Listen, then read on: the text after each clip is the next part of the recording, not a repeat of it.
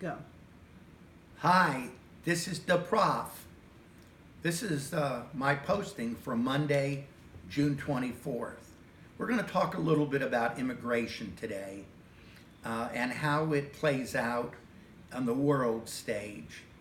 One of the first things we have to know is that for a nation state to be a nation state, by the way, we don't use the word country in political science, it's a nation state.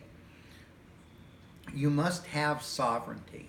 Sovereignty, among other things, means you have a central government that's easily identified and in control of its delineated borders. This concept goes way back, but particularly to the 1648 Treaty of Westphalia, ended the 30 Years' War, and established the modern map of Europe. So sovereignty is a very old concept. Everybody wants to be in protection of their borders. When Hitler advanced, he advanced through Czech borders and Polish borders. Throughout history, when there's an aggressor like Russia, they would also advance through Poland or Latvia, Lithuania. Everybody pushed their borders. So that's the idea. You want to have solid borders. Therefore, the discussion of the southern border of the United States is nothing new. Simply put, we cannot possess sovereignty if we're not in control of our borders. This has nothing to do with Donald Trump or anybody else in 2019. This is an age-old concept. How do we go about doing this?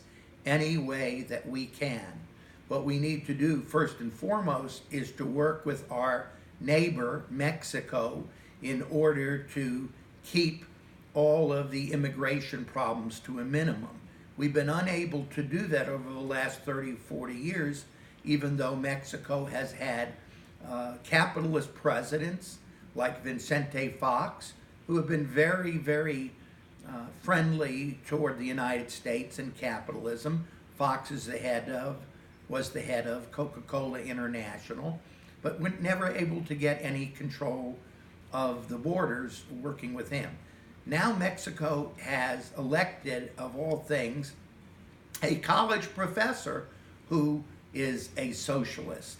The last person in the world you'd think that would be willing to help you, but in fact, Senor Obrador has done more than all of his predecessors put together, trying to prevent illegals coming through the border with Guatemala, between Mexico and Guatemala, offering them help once they're in Mexico if they do get in. He's been sending National Guard, Mexican National Guard, some 6,000 to the southern border. He doesn't get enough credit for helping us with our immigration policy. Nevertheless, we still have a lot to do. Whether you're in favor of the wall or not is almost immaterial. Remember my analysis of swamp people and drain the swamp people. They must get together and send more resources to that southern border.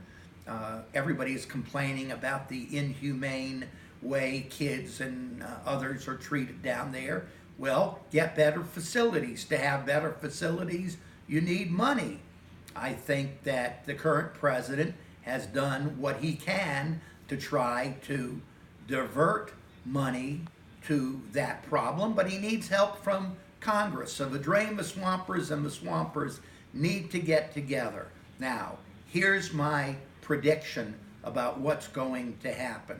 Sooner or later, hopefully in the next 2 weeks, there will be a new approach, which really won't be very new. But here's the word you want to look out for: DACA. There needs to be a deal with those children that are already in the United States, born in the United States. We need to grant them an easy path to citizenship. Lay off of them.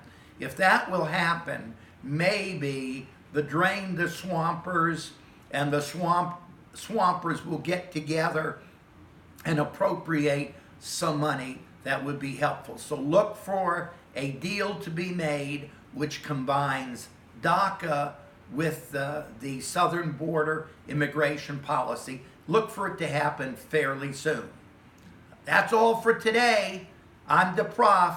You all stay well out there. You hear?